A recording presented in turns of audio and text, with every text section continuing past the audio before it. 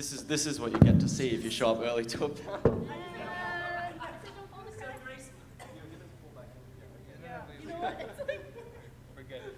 Wait, we're good. Okay. It was literally one leg of the chair found the one tiny hole. And of course, it happened to me, because of course. Last year it happened to Chris. Oh, yeah, that's right. Okay, hello everyone. DHX tradition. Hello everyone and welcome to the DHX panel. That's what I'm going to call it. I think it's like DHX-Paloosa or something. Paloosa.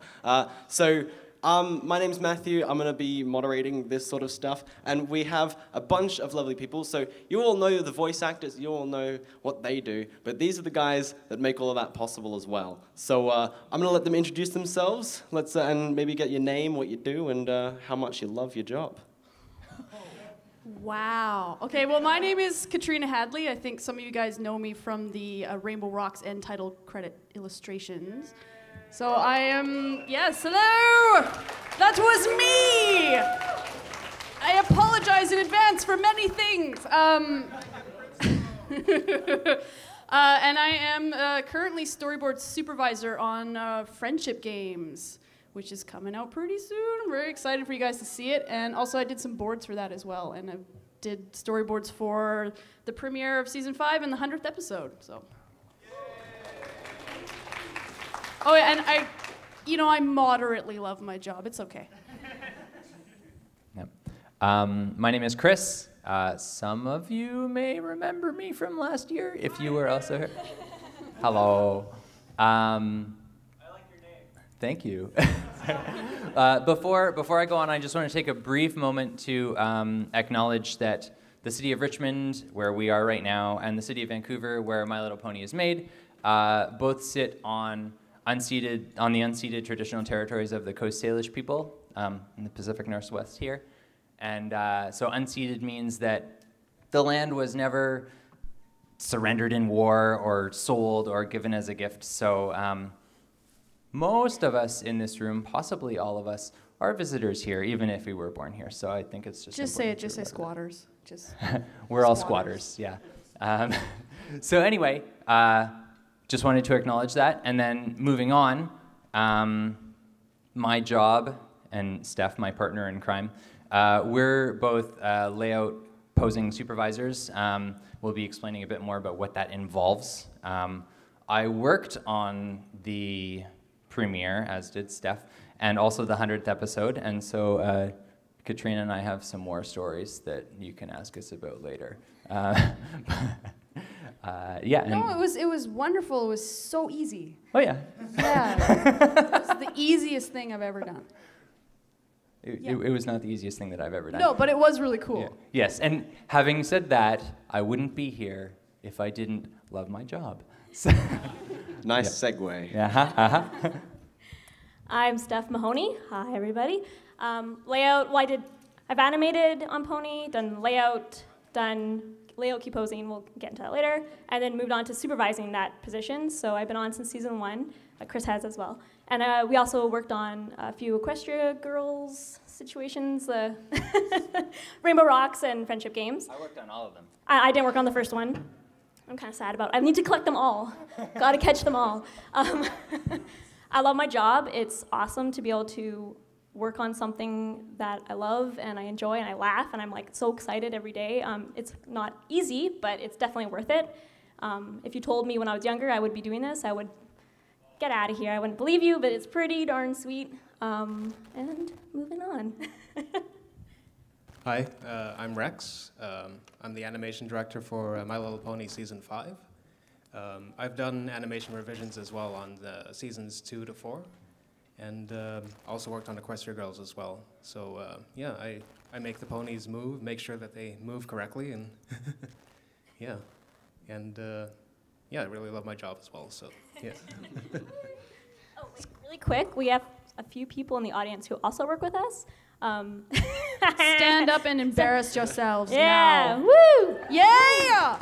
We are fans of the show as well. Come on, Tim, stand up. Don't be shy. No, do it. Yes. He's also, he supervises with Chris and I. So. That was a terrible round of applause. Let's get a big round of applause for everyone here. They bust their butt every day trying to make the show as best they can. So just wanted to acknowledge that. So, okay. So they have organized the presentation, but before we get to that, I know that was see, you went to get up, you're like, yeah, no, not happening. So, so we had really quick introductions, and you sort of touched on it about how you guys work together. But I want to know from like less of a personal standpoint, like how well do you guys work together, and more, what do you guys actually do? Like who sends what work to who, and how do you guys interact when it comes to your jobs? Well, I guess it starts with me. So I do the storyboards, which is basically like kind of like a comic book of the script. So I tell them kind of, this is how close up to this character I want you to be when they're talking for this line.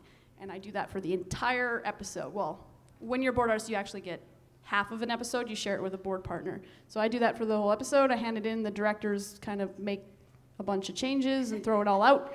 And then they decide that they like it. It'll go to these guys, and then these guys will do their thing. I mean, I guess I'm kind of... Yeah, this will all be touched on very shortly. But there's a couple of steps that happen between storyboards and layout. But basically, we hit the board poses, and then it goes to animation. And then when we get confused about a board, we talk to Katrina again. Yeah, and then I say, I don't remember that. That was like 6 months ago. I don't know what to do. And then before we pass it on to Rex, we have a meeting about it. And then. Yeah, actually, so between storyboard and layout, and then layout and animation, I don't really do a lot with storyboards. It's all from layout to animation. So yeah. Yeah, Rex and I are very removed. Yeah. I think I haven't met you till like today. Yeah. Hi. My name is Katrina. We work on the same show. It is like completely different rooms as well. So it's like sometimes we different rarely floors. See each other. Yeah. Mm-hmm. Should we do the presentation? Yeah. Yes, go for it. Just- Go on. So You guys do your want to see it, presentation. or like, eh? Yeah. So I think you guys want to see it, so take it away. Okay, I guess, well, I did this bit. I wrote a script. Look at it. It is the finest piece of script you'll ever see. So what I get that comes across my desk is a script. And I also get the designs. So usually how it happens is the writers write something, and then the designers go through and they make all the characters and the backgrounds that will be for that specific script. And then the voice actors come in and they record it. And then it all ends up at my desk, where I read the script and I choose what images I want to go with the particular writing. So as you can see, it says here, Scribble Chris Adventures, episode 3. We couldn't use pony stuff, exterior so. park. Yeah, so I'll have a design of the park. I'll put that in, and then it says Scribble Chris is walking through the park, and then it has his line, which is as follows, and then it says he falls. So I have to figure out exactly how that looks like, where I want to cut, what angle I want to do that at, so we can. So then I go and I do some rough drawings. Kat, would it make sense for you to just pop to the computer and do it from there? Yeah. Or then I have to get up, you guys. Sorry. I'm old and tired, and I ate a big lunch. And it's really hard. Okay. did you want to? No, I'll just flip it. So as you can see, like there's these really messy, rough drawings. So that's what we call thumbnails, because we're going to show those to the directors, and the directors are going to decide whether I did it right or not. And if I didn't, then they make me do it again. And when I do it right, then they say, okay, good, clean it up. So then we go to clean up. So then I put in all the proper things, make everyone look good. So as you see here, we've got Scribble Chris. Get off of me. Get out of there, Rex. I had the most time off of everyone, so I got to I did this at like self-indulgently decide 11 what o'clock this at was gonna night. be. It was great. That's why it looks kind of weird. So there he is, and he starts saying, "Let me tell ya." And then he steps on a banana peel, and then I cut, because you know what? It's easier to actually animate him falling when there's only half of him on screen. So I'm being very nice to them. I appreciated it. Yeah, and then he falls and he goes, "Whoa!" Smash, and then I look at him and I'm like, "Ooh, that's gotta hurt. Ow." And then we cut down to see what happened to him after he fell off screen, and he says, "Making cartoons is no walk in the park. Moo. Iris out."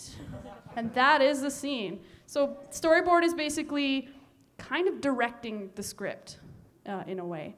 And then we choose where all the poses are, where the stepping on the banana peel ends up being, and kind of what everyone's faces look like when that happens. Yeah, I think you have the most control over the visuals of everything. Yeah. So yeah, it's a very important. You got to keep track of continuity, and you got to be able to draw well. It's a lot of work, and we whine about it all the time, and that's just great. You all may also notice that in the script there was no banana peel, and in the script there was no whoa with falling. What's that about, Katrina? That's called artistic license. So yeah, like we get the scriptwriters really like, they work out like the plot and the major beats of what happens, and boards, you get to get in there, you're gonna make little gags, you get to add little extra pieces of fun, and you know, I decided, oh, let's have him slip in the middle of his line because that'll be funnier to finish his line on the ground. And so I split it up and I put some walla in it, which was whoa, and then that's the scene. So I kind of, you know, I got a lot of room to kind of make little changes. I don't know if I'm explaining it Okay, very well. no, yeah, we're running into a thing. So you said the sound isn't working? The sound is not working on this. There is. Are you so sure you're not recorded, muted there? So Chris did the voice for Chris, for go this character. just do the voice Yeah. for it. Yeah. Just want to really quick before it goes to us, Yeah. is after that happens, we send it to a department called Builds, and they take the designs that the designers drew, and there's actually a panel about that tomorrow, which you guys should all check out. And Builds will take it and make it into kind of like a puppet in a way that us layout or key posing, we kind of call it one or the other, really. Key posing is more accurate. Something that we can move around, and we could take that into Flash, which this is Flash, if you haven't seen it before. It's a very old Flash version. 8. It's a very, very old version that we use, but anyhow, And then they try to match the poses Yeah. I made in the board. over to Chris. So what y'all will see, I mean, in this case, I was kind of trying to get this to Rex as quickly as possible, so there's no background in here right now. When you see the next stage, you'll see the background. Normally, when it comes to us, the background's already been done. We have the backgrounds, and the builds Which have is already another done. department, many departments in Yeah. animation. Yeah, so there's no one from the backgrounds department here. There's what we call the builds, which are sort of each. Oh no, my goodness gracious. Okay, so we've got our Fired. we've got our different characters here and the different bits, and those are all sort of separated. And then these would also come to us. So the characters, we'd get those. In this case, I had to make them. But as you can see, so we've got the board. Good gracious, I can't make this work. So here's the board, and it's all like timed out. We don't have our audio. Yeah, we don't have our audio here. Yeah, so let me tell you, whoa! Making cartoons is no walk in the park. I said that line a lot of times, yeah. So this is why we have voice actors. But anyway, as you can see, I'll just hide the board there. If we play it out, then it's basically exactly as boarded, but just with, more designs. With the proper puppets in place instead of the drawings is basically Yes, what happens. exactly. And so you'll see that there's some things that are a little different from the board. Sometimes we have to make changes depending on how the builds are or whatever. But Because I just draw whatever I want. And then they're like, we can't make that angle happen. And I go, I wanted it to look cool, so I just did what I thought was cool. And then they have to kind of figure out how to make that work with the resources that they have. Yeah. So after this, it goes to animation, and that's just filling in all the drawings in between.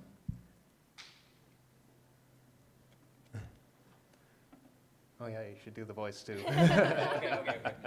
Yeah. Let's try it again. Okay, so let me tell you, whoa! Making cartoons is no walk in the park. It didn't quite sync up. Yeah, Rex, revision, the lip sync's a little off. Revision. Send that back. So we'd find out about that in rough cut. No, it's basically like from script to this stage is very much like it all hits the right story and everything. But there are a few little revisions that have to happen, like the staging has to read very clearly. So even at the late stage of animation, we kind of make these changes. Like over here,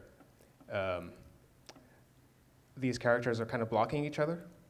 But over here, it's a bit more clear. So there are these little small things to make the story read a lot better. So, yeah. And you also took out a pose that I'd done in this Oh, scene yeah. here. There was this pose over here. Which is such a cute drawing. Yeah. I wish I had more time to, but the action happened so quickly over here that in animation, the timing was stretched out a lot more. So I couldn't fit that pose in. He only has so many frames per scene to execute the action. How many frames did you have? Oh, I don't see how many. Yeah. It doesn't actually matter. But he only has a set amount of time, and within that set amount of time, he couldn't squeeze that other pose in and make it work. So he took it out. And then I cry because that was my favorite drawing. Yeah. How could you? A lot of things actually get cut out. That's sometimes we wish were in there, but because of the time restraints, it has to be taken out. So, yeah. 22-minute cartoon? Yep. Yeah. So that's how it's done. And now that you're all thoroughly confused. Yeah. Actually, I just want to say one thing. So that doing that bit, like those poses that I did for that sort of 6-second thing, taking the boards and like building the things, that took me 8 hours to do before I sent it to Rex. So animation takes a really long time. And I think it ended up being about 17 panels, and that took me about 3 hours to do. Just kind of to Is that including cleanup? Yeah, no, to figure it out, thumbnail, and then to clean up, it took me about 3 hours. So the average storyboard, for half of a storyboard, can be anywhere from 600 to 1,000 panels. So you have 6 weeks to do that. 2 of those weeks are doing your thumbnails, and then 4 of those weeks are doing all your revisions and cleaning it up. So you're drawing about 50 panels a day, give or take. Should we move it to Yeah. you? Yeah. That's our presentation. Thank you very much. I did nothing on this one. I sent emails back and forth to them, and that was my job. Steph basically was the director. She was like, that's no good. Do it again. And then, yeah, we did. So I've got a few questions ready for you guys. And then afterwards, so I'm going to let you guys know now so that you start thinking of questions. We are going to have a Q&A section, okay? So if you guys want to ask questions, think of them now so that you're not like, what do I ask? Okay, deal. So what I wanted to ask is, so it's a very generic question, but I'm going to put a different spin on it. So it's like, what's the hardest part of your job? But I mean like in relation to actually doing the animations. So I know that a lot of people always say that animation's really hard to like express, for example, a lot of emotion through. So like, what do you think is the hardest part of doing all that, despite having, like, apart from having to do 50 panels a day? In our job? Or yeah, in your job. Like, I would probably, In your specific In my role. specific position, I guess, like, it's not really, the time restraints are really hard. We don't have a lot of time. It's TV instead of like a movie, which would be amazing. You have way more time on a movie. But it's TV, so we don't have too much time. But I think it's also just wrangling people. Looking at you guys, I'm sure. Is that a problem? It's not a problem. Everyone's amazing. Like, we work with some really, really great people, but like, we're also all artists, and we've been promoted to supervisors, which is really, really cool. But sometimes we don't know how to tell people, you know, to give the proper direction, or so just sometimes your people skills. Sometimes it took a while to kind of figure out how to get your point across, get it across clearly. I try to tell them, if I'm not clear, please tell me. It's tricky because you want to make sure that you're being straight to the point and you're not making them have a lot more work. So I think for me, it's kind of, I love working with people, but sometimes it's a little tricky because you don't want to, you know. Steph makes people cry all the time. I don't. Ask these guys, I don't know. Steph does not make people cry. That's okay. I guess for me, the hardest part is, well, just because I have to visualize it out of nowhere. Like, I have the script, but I have to kind of pull it out of my imagination. Sometimes that can be a real challenge. You get stuck on stuff, and you just don't know what to do with it. And you feel really insecure because it's all on you. You have no help. You're the only one thinking it up, and what if you think it up and it sucks? Because then you have to present it to the directors and the bigwigs, and they're going to go, no. you should be fired. You're terrible. So you're always fighting your own insecurities, I find, when you're a board artist. And then, you know, or what's even worse is you think you do a good job, you do the best thing that you've ever done, you worked so hard, you spent hours on it, you love it, and they go, yeah, we want to take it in another direction, and they just throw it all out. And then you have to go and take all their changes and draw all those changes. So you get really personally involved in the show because it kind of becomes your episode. And so when you have to make those changes, it's really hard to not take it personally. So I find the challenge is not going back to my desk and like flipping it and like, I quit, I suck, man, you know, and kind of calming down and being like, yeah, it's part of the job, it's not personal. It doesn't mean I did a bad job, they just went in a different direction than what I was thinking. So it's just kind of managing your emotions sometimes can be a bit tough. And then, you know, you're like, but that took me hours. And just knowing that that time that you put in could amount to nothing sometimes is hard. But it's all worth it in the end. I always agree with the changes they make to my stuff. Actually, I do. Because these guys, the directors, have been doing it longer than me. And they have a better eye for it. So I always appreciate what they say. And you learn a lot. You're always learning on this job. It's great. Still going. I've been doing this since, like, I've been working in animation since 2007, and yeah, like not necessarily every day, but every week I'll learn something new. Yeah. But yeah, actually, just a little anecdote regarding emotions. Steph and I, and Tim and our coordinator ended up in this little office, and we'd never had an office before. It was really nice because we could have emotions without showing them to everyone.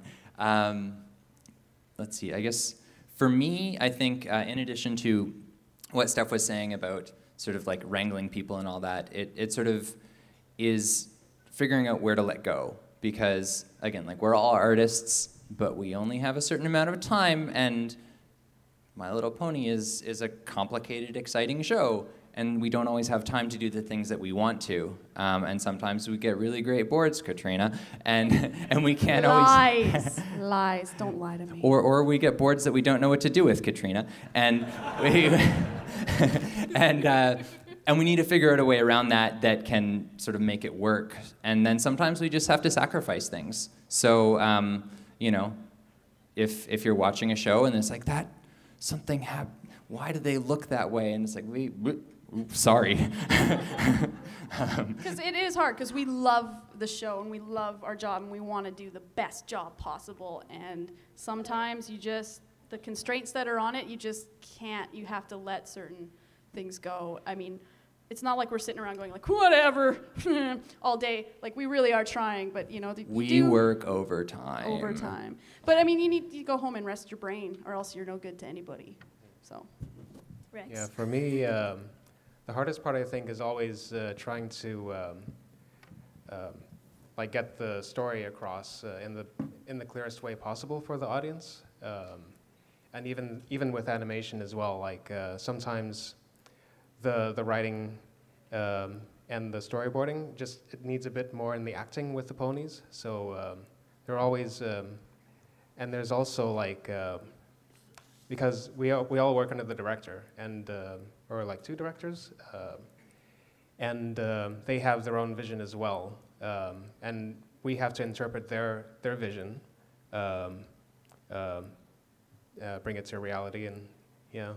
So a lot of that, and that is probably for me the most important thing is getting balancing that all those pieces of input that you get and trying to make it cohesive when it comes out the door. Yeah. That can be hard. Mm-hmm. Yeah. And sometimes there are really difficult scenes where I still can't comprehend the story enough, and I have to think about like what are the emotions that the ponies are going through, and what would they do, how would they move, or how would they react. And probably the most difficult scene was the Moon Dancer. Have you seen that episode? Yeah. That was a very intense acting episode with lots of thinking without saying. So it had to be done with a lot of the movements of the ponies. That was probably the hardest. Yeah. Chris touched on it earlier before. he said that he's been working in animation for a long time. How long has everyone been working in animation, specifically in like the industry? And what was your start? What was the first thing you started doing?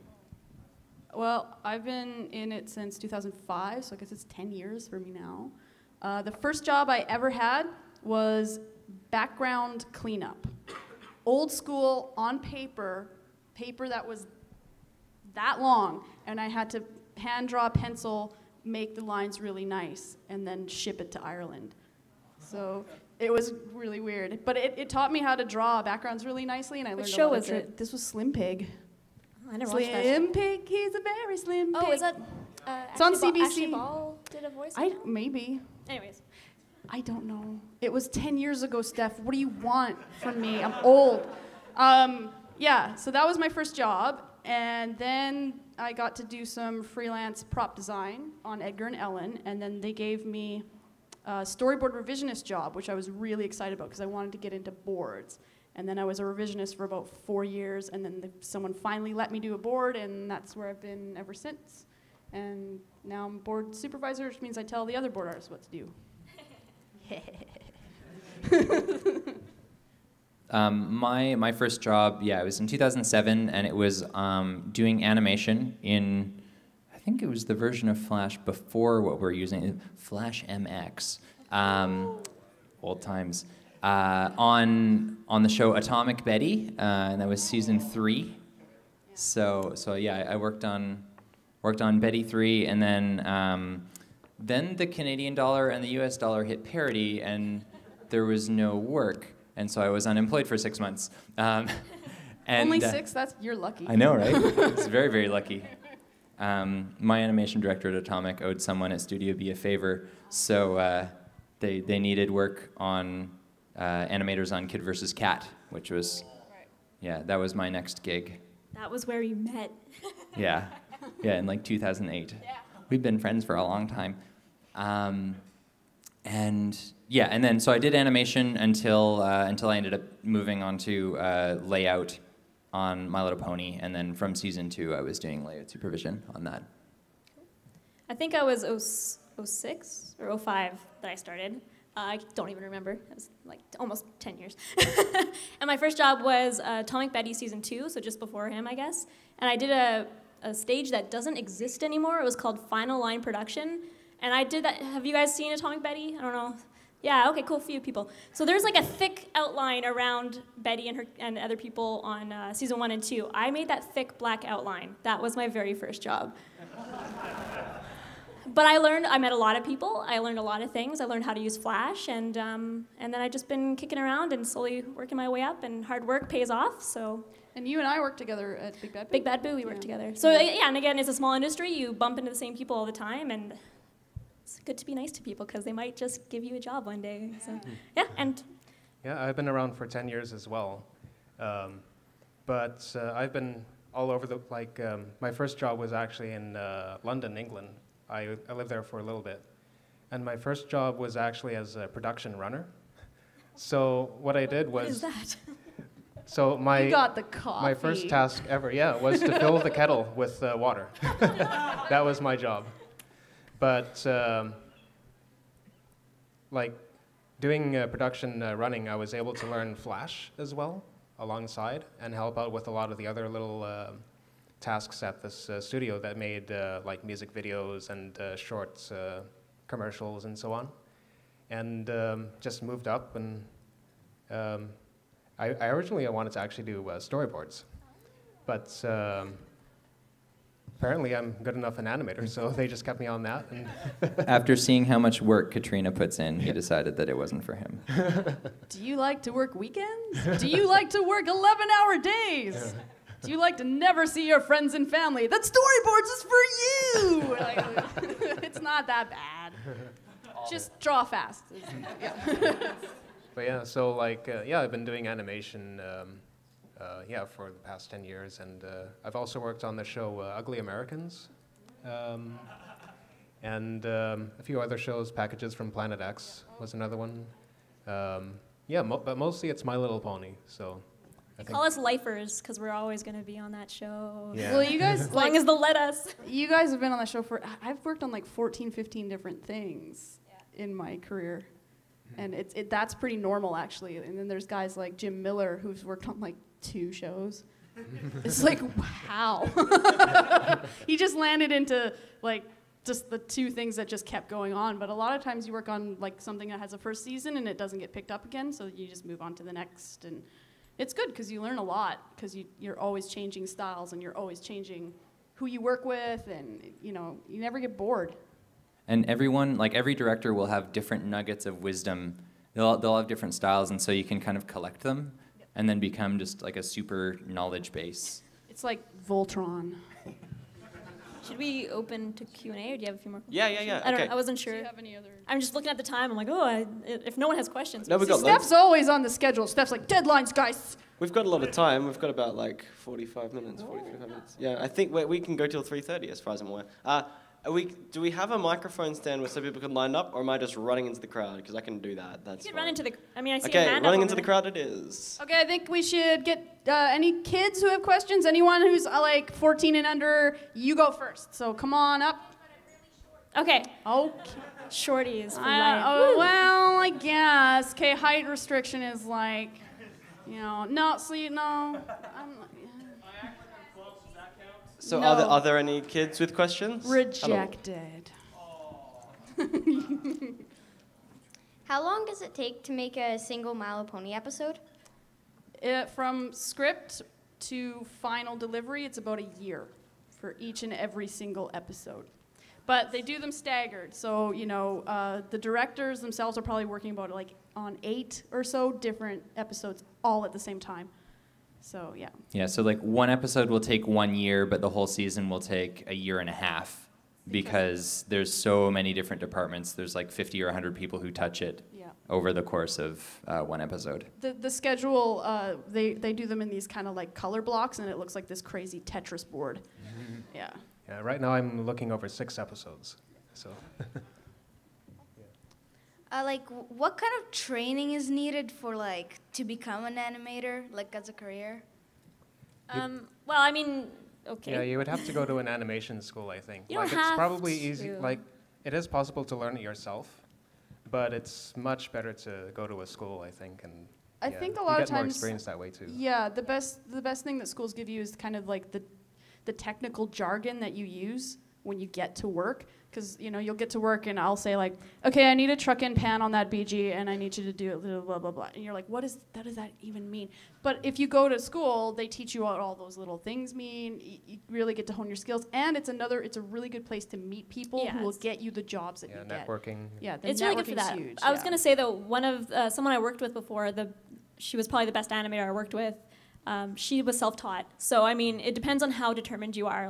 School is expensive, and not everybody can afford it, unfortunately, but there's a lot of things online, and even in the community here, there's so many talented people who do their own animations, and they take it upon themselves, and they do little tutorials, and so, I mean, you can. It's definitely harder, but Or you could start making coffee at a studio and learn that way. through osmosis. No, I mean, and you learn so much when you're around really talented people like everybody here. So it's you pick up so much on the job as well.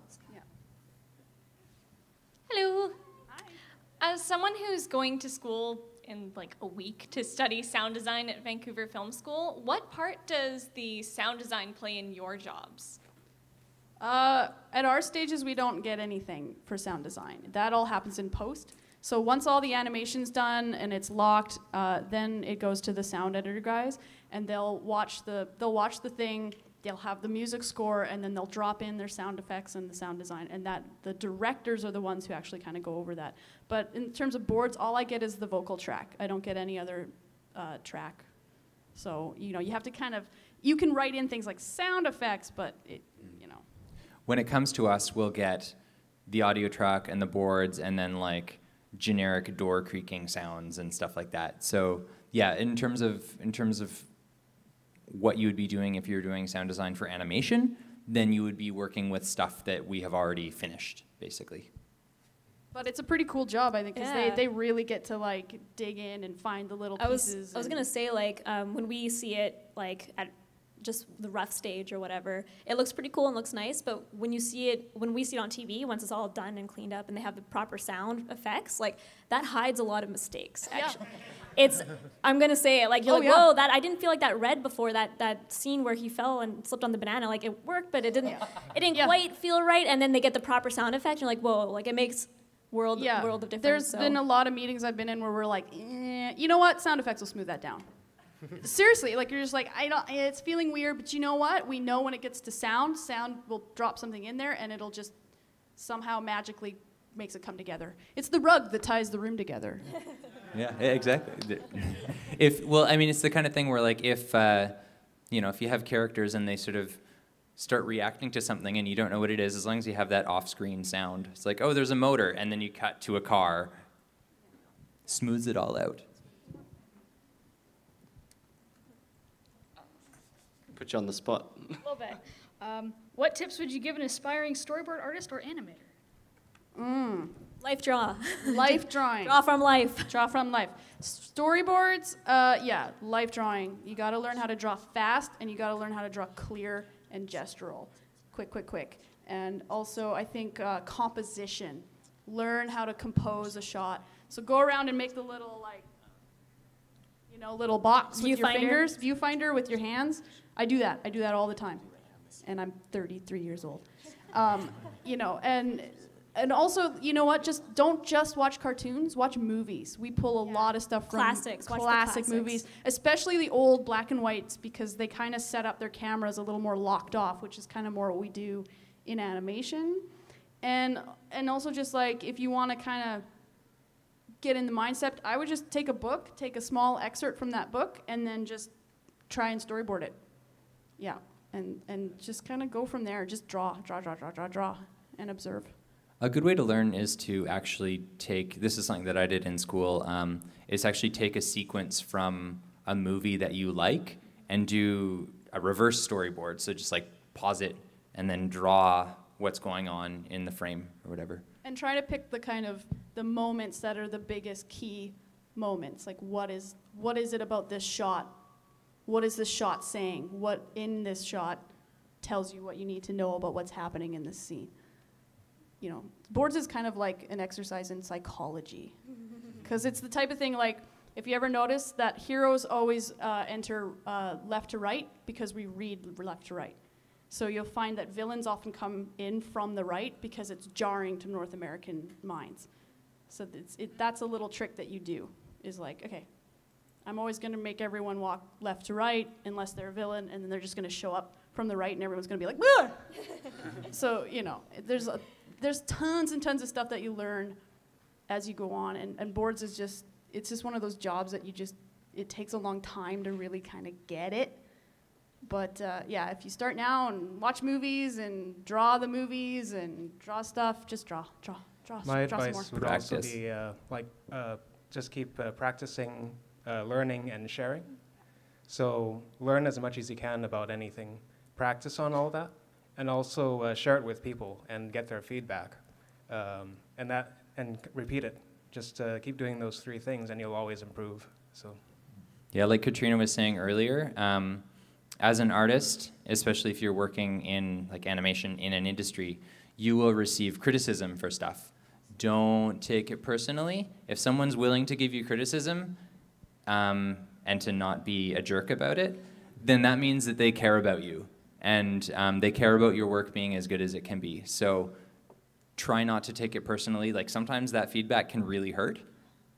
But, try and sit with it and let it grow. Sorry for another audio-related question. But when it comes to the music, do they write the score to match what's happening on the screen? Like, do they watch it and it gets matched? Yes. Yeah, after animation has been locked, it's sent to music, to William Anderson. Who's amazing. He's amazing. Yeah, and he would write the background music. Actually, in some cases, like, say, Daniel Ingram, he would write the songs before even... Songs are always before, because you have to storyboard to that specific what's happening, the beats, and get the poses to the beats. But the score, which is all the rest of the music, that happens after animation is locked because Will has to do it to that exact time. Like, so whatever the time we cut the episode to, which is 22 minutes, but actually it's like 21:50 something. Yeah. He has to do it to those exact moments. So that's why he does it after the fact. And so he'll actually kind of match what's going on in the scenes and try and feel it out and do that, yeah. So it comes after is the short answer. Next. Where are we here? Hello. I have a question. From Equestria Girls Rainbow Rocks, why did you leave the shorts out? Because those were pretty awesome. It made it really interesting. They were produced separately. Like when they commission us to do these things, we had Rainbow Rocks, the big DVD, and then we had the separate shorts. And we don't really have control over when and how they release things, so we just make it and we can't wait to see it. We often don't get told when they release it, so we know when you guys know, and it's pretty fun. Yeah, so I think they left those out, that was just a decision that was a little above us. Yeah, like when the Friendship Games shorts started being released on YouTube or wherever like a few weeks ago, I had heard nothing about that, but I was very thrilled because I worked on all of those. Yeah, so sorry that's not a better answer, but yeah, it kind of helps explain what goes on, but they were just separate. And they're meant to be fun, kind of not super tied to the continuity, so. Yeah, next. So to bring it down a notch from the technical, and I apologize for that. Sorry, it kind of gets like that sometimes. So bright. No. I appreciate it, but I just wanted to know, out of the episodes that are out right now of season 5, do you guys have a favorite? Like each of you. Moon Dancer. Like, yeah, that one. Like as a kid, I loved My Little Pony, and she was like my favorite, other than Applejack, who's still my favorite. Not a background pony. And controversial. I know. And Moon Dancer, like the sweater, the glasses. She was hard to work with. The eyebrows. I know that my artists were like, "Do we do the eyebrows above the hair, under the glasses? Where are her eyebrows going?" But which you don't really think about. Like that becomes an issue.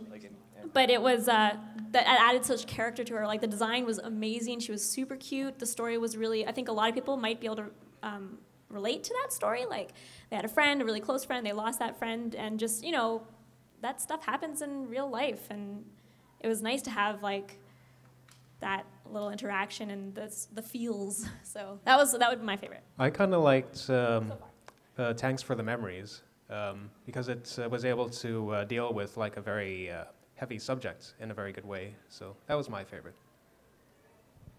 I admit I haven't really seen them because they stole me away for Friendship Games and locked me in a room. But you know what? Yeah, that Moon Dancer one, really had a buzz around the office. It really did. And I think just the subject and just how they drew Moon Dancer was so good. And I remember looking like that in college a lot. So, yeah, just Moon Dancer, I guess. Of the ones that have aired... It's tricky. Tricky. There are some that are coming... I think my favorite one is one that has yet to air. No spoilers. I will say nothing about it. But I quite enjoyed probably this is because I worked on it, but I quite enjoyed the episode with the yaks. That was very funny. Yeah, it was weird. It was a really strange episode, but just the stuff that it was very sort of again like the Moon Dancer one. It was very acting heavy. There was a lot of really funny drawings, and the artists who were actually making the show were able to go wild with it, and it was really, really fun to work on in that way.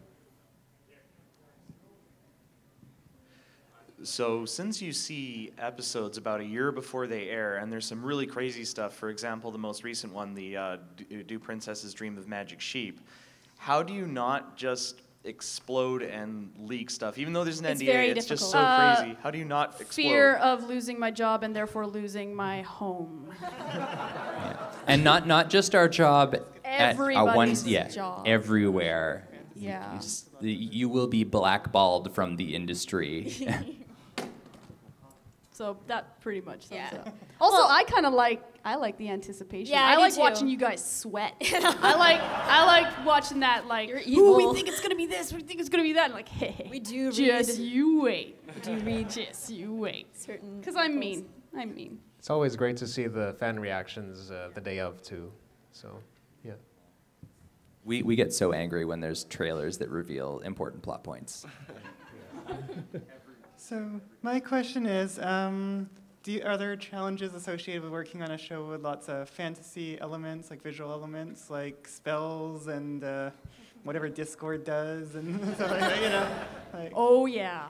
Yeah. I'm not an effects person at all, so I always rely on my artists who are better than me to do that kind of stuff. Like that for me, that's hard for the fantasy aspect. Like I love fantasy stuff; it's super cool, but I can't come up with how should this magic look? I have no idea. So board artists sometimes board stuff. Yeah, sometimes. I can tell you from a story standpoint, sometimes it gets really difficult because you're like, okay, wait, how does this magic work exactly? Anything is possible. Like, so yeah, but how does it work exactly? Like, what is the math involved to get that thing to work? And you have to work it all out because it has to be in the story in a way that works. And sometimes you have these long, drawn-out meetings about this needs to be, but at this moment it has to be purple, but then later it turns blue. But like we need to This show is our the moment life. that turns blue, and then you have these like really serious conversations about sparkles. things. About sparkles.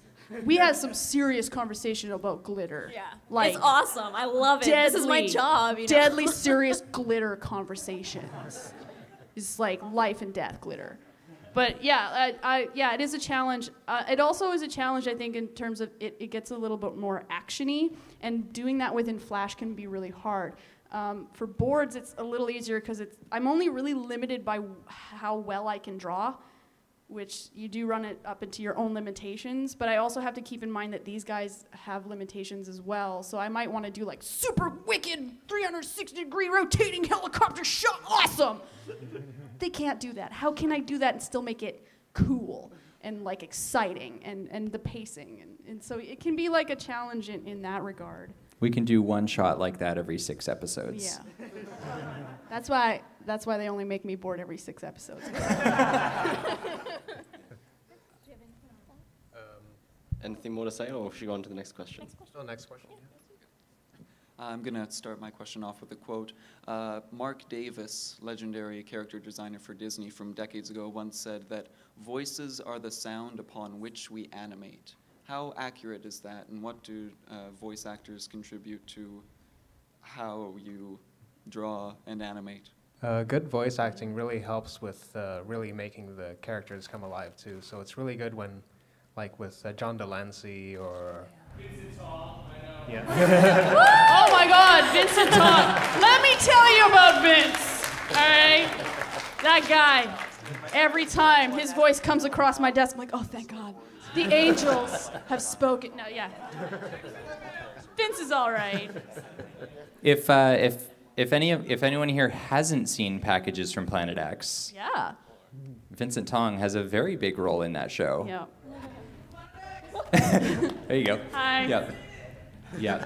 But anyway, what Rex was saying. Yeah, it's always really helpful with great voice acting. Really helps with the animation. Yeah, like sometimes I think that sometimes you'll get a storyboard and the expression is a certain way, and you're like, oh well, the more I listen to it, the more it sounds like Twilight's really sad, not angry. Yeah. She's not angry; she's actually sad. So you'll listen to it over and over and over again, and then you kind of think about it, and you can look in a mirror and stuff, and like we don't get their recordings or their visuals or anything. I think some shows do that, like maybe Disney. I don't know. Yeah, some we don't get that. record We them. just get the audio and obviously like the storyboards, and it's crucial to have. And like having good voice actors really, when you're doing the board, inspires you. And it also just it really helps you. You don't have to pull these expressions out of nowhere. You actually have somewhere to go with them, and you get to have a lot of fun. Like if someone is kind of, there's a million ways to say, I want a sandwich. Like, I want a sandwich. I want a sandwich.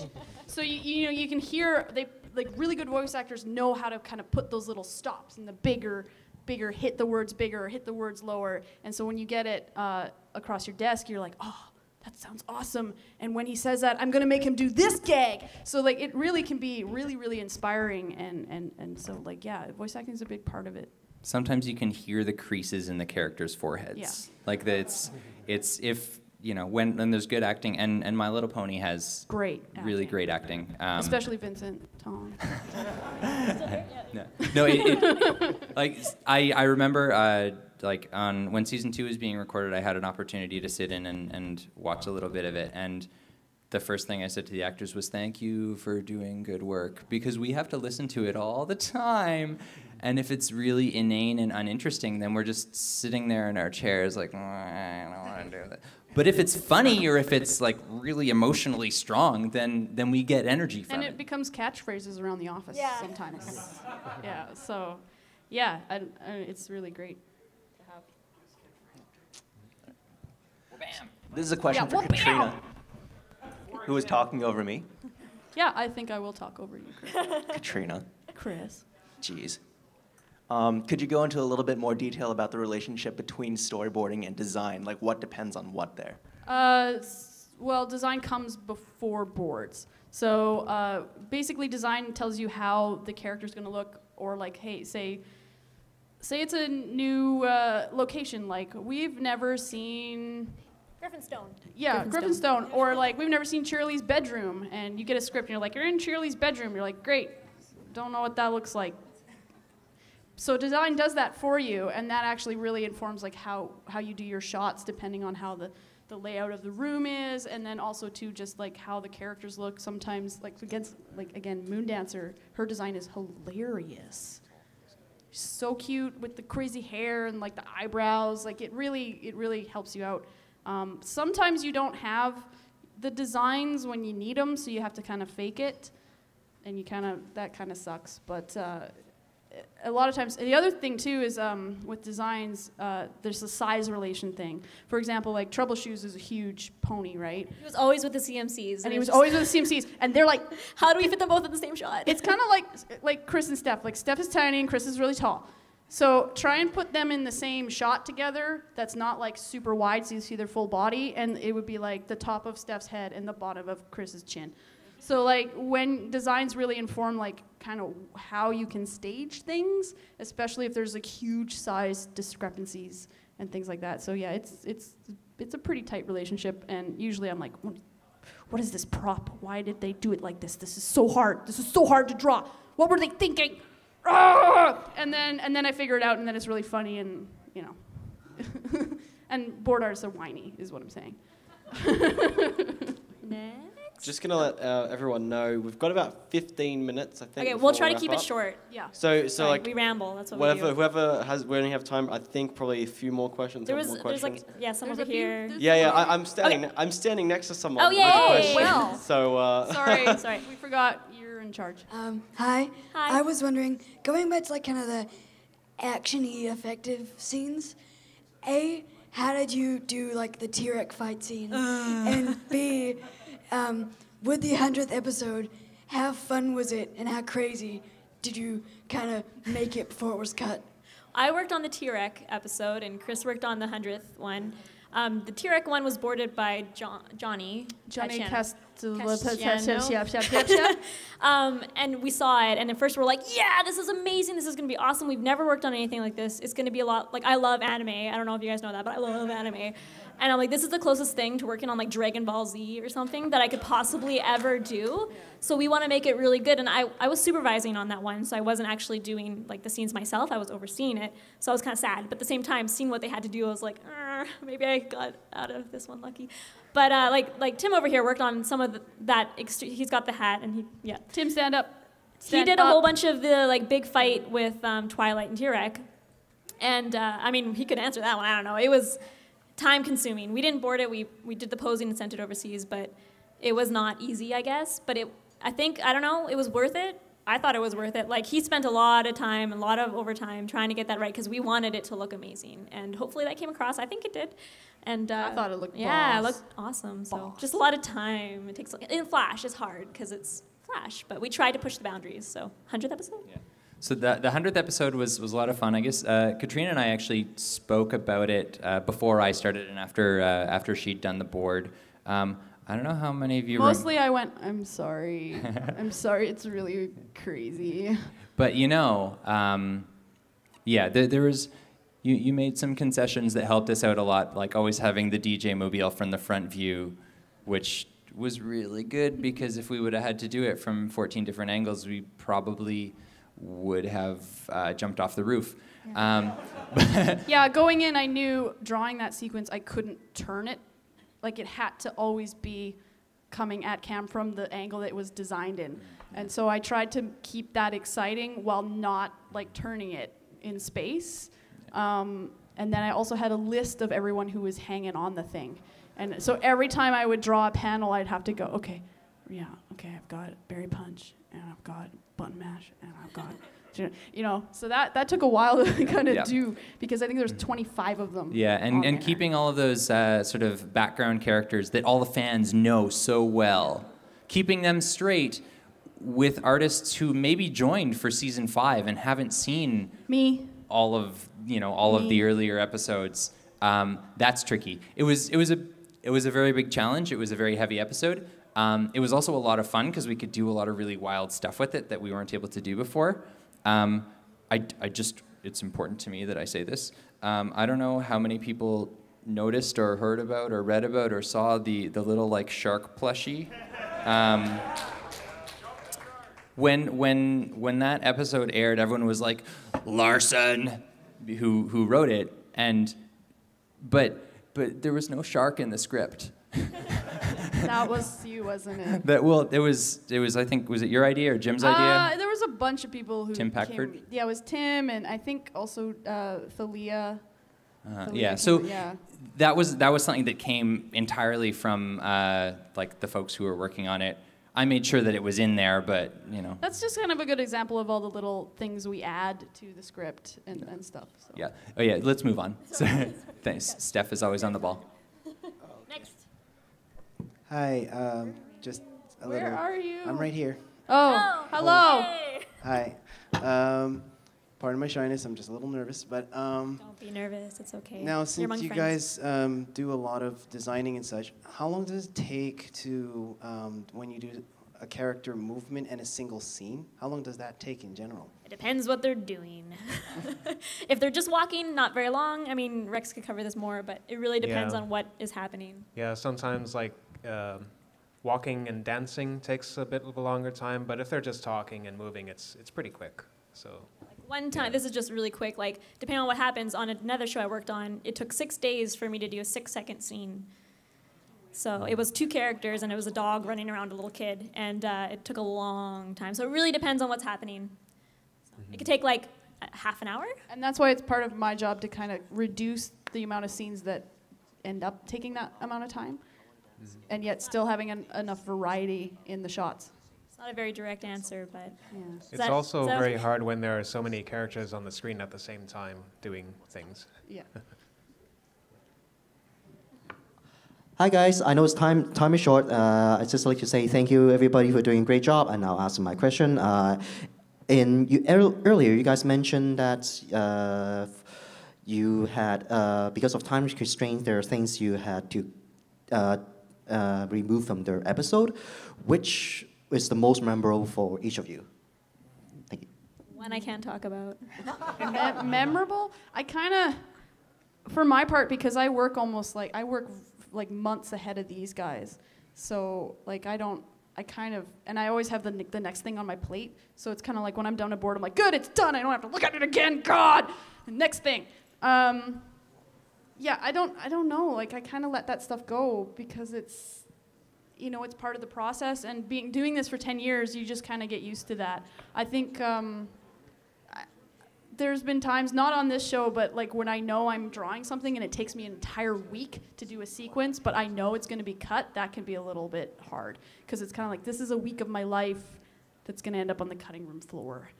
But sometimes you need to do that. You need to do that. The show needs that in there so they can see where to cut stuff. So it just happens. When it comes to us, most of those cuts have already been made. So it's like if something gets cut, it's like a tiny scene here. It's like, oh, well, you know, we don't really need to see that reaction. We'll just cut it out. It's sort of very small things. Yeah. It's usually jokes that are the first thing to go because Pony is really good about keeping the emotional stuff in and making sure that the story is playing. So sometimes it's just silly little gags, which is fine.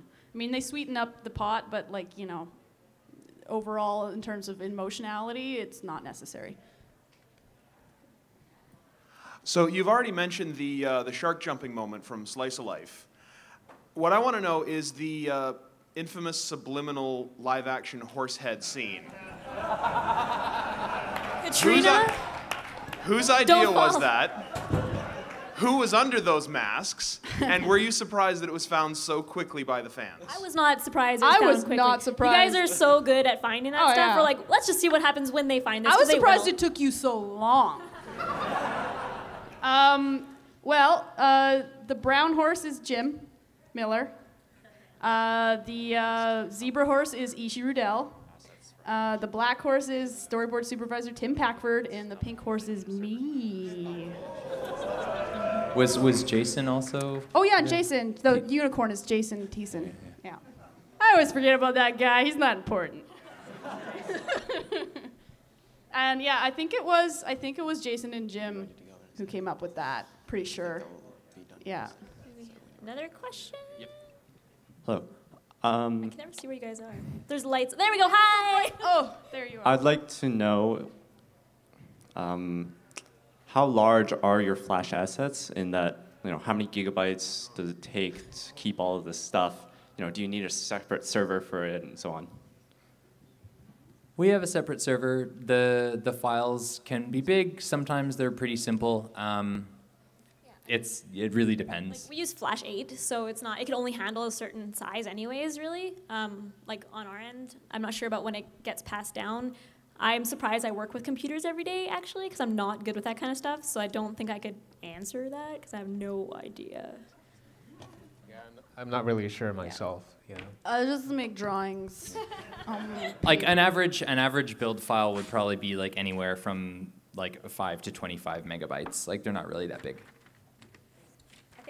Are we? Yeah, well, I actually have what I think is a fun little question. I was going to say really quick, though, if you guys didn't get to ask us a question you wanted to ask us and you see us floating around, by all means, I mean, I could speak for myself. But Don't talk to me, I'm too important. Talk to her. Just come up to us, find us, and ask us. And No, please come talk to me. Yeah. I like talking to people.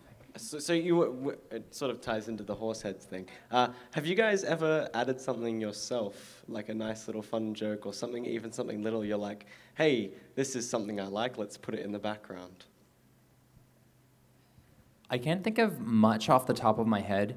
It's rare that we'll almost never put anything in the background unless it's just sort of like two characters doing something together that isn't relevant to the scene. I kind of have one, kind of.